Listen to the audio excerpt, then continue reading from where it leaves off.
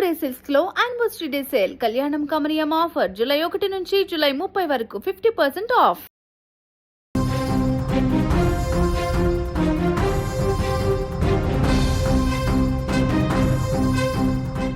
YCP నేత నాగార్జున యాదవ్ ను తెలంగాణ పోలీసులు అరెస్ట్ చేశారు. ఒక ప్రముఖ టీవీ ఛానల్ డిబేట్ షోలో తెలంగాణ ముఖ్యమంత్రి రేవంత్ రెడ్డిపై ఆయన చేసిన తీవ్ర అనుచిత వ్యాఖ్యలే ఈ అరెస్టుకు దారితీశాయి.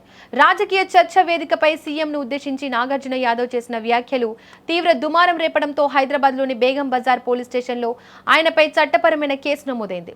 ఈ కేసు దర్యాప్తును వేగవంతం చేసిన తెలంగాణ పోలీసులు ఏపీలో మెరుపు దాడి చేశారు. బేగం బజార్ పోలీసులు ప్రత్యేక బృందంగా ఏర్పడి ఆంధ్రప్రదేశ్లోని గుంటూరు జిల్లాకు చేరుకున్నారు. స్థానిక నల్లపాడు పోలీసులకు ముందస్తు సమాచారం అందించి వారి సహకారంతో గుంటూరు ఇన్నర్ రింగ్ రోడ్లో ఉన్న నాగార్జున యాదవ్ నివాసానికి వెళ్లారు. ఇక పోలీసులు ఆయనను అదుపులోకి తీసుకునే ప్రయత్నం చేయగా నాగార్జున యాదవ్ నివాసం వద్ద ఒక్కసారిగా ఉద్రిక్త వాతావరణం నెలకొంది.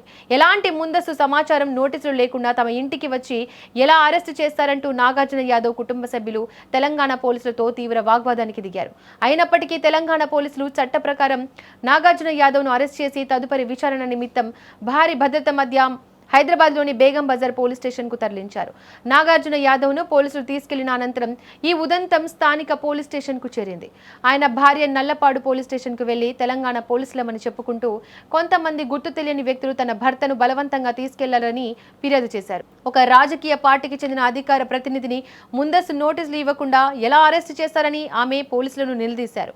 నాగార్జున యాదవ్ భార్య చేసిన ఫిర్యాదుపై స్పందించిన నల్లపాడు పోలీసులు ఆమెకు అసలు విషయం స్పష్టం చేశారు. హైదరాబాద్లో నమోదైన ఒక అధికారిక కేసు దర్యాప్తులో భాగంగానే తెలంగాణ పోలీసులు చట్టబద్ధంగానే నాగార్జున యాదవ్ను అరెస్టు చేశారని, ఇందులో ఎలాంటి అక్రమం లేదని తేల్చి చెప్పారు. ఒక టీవీ డిబేట్ వేదికగా జరిగిన ఈ వివాదం చివరకు అరెస్టు వరకు వెళ్లడం ఇప్పుడు ఆంధ్రప్రదేశ్, తెలంగాణ రాజకీయ వర్గాల్లో హాట్ టాపిక్ గా మారింది.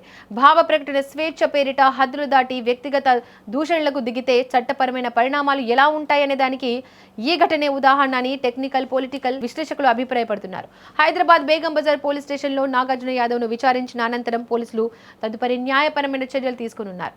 రాజకీయాల్లో విమర్శలు, ప్రతి విమర్శలు కామన్. అలాగే టీవీ డిబేట్లో ఎవరి పార్టీని వారు సమర్థించుకుంటూ ఉంటారు. ఈ నేపథ్యంలో ఇతర పార్టీ నేతలపై విమర్శలు చేస్తారు. కానీ ఈ విమర్శలు కూడా ఒక లిమిట్ ఉంటుంది. అలాంటివి ఇష్టం వచ్చినట్లు రాజకీయ విమర్శల్లో స్థాయిని దిగజార్చి మాట్లాడితే ఎలాంటి పరిణామాలు ఉంటాయో ఈ అరెస్ట్ ఘటనే ఒక ఉదాహరణ.